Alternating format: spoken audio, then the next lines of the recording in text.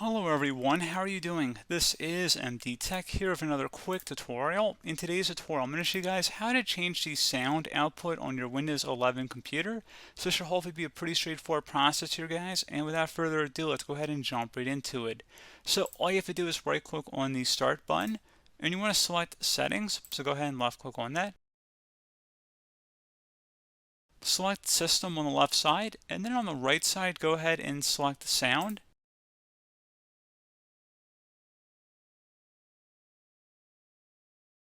You can also search for it in the Start search as well. So you go ahead and search for that. And you want to go ahead underneath Output. You see there's a drop down here. Go ahead and select your speaker output you're looking to use. And you can go ahead and make sure that is turned on here. You can also test it as well.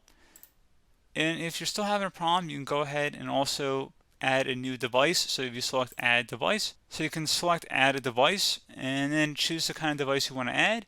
And you can go ahead and select a sound device from here, such as a Bluetooth connected device. And that's pretty much it. So pretty straightforward process, guys. I do hope I was able to help you out, and I do look forward to catching you all in the next tutorial. Goodbye.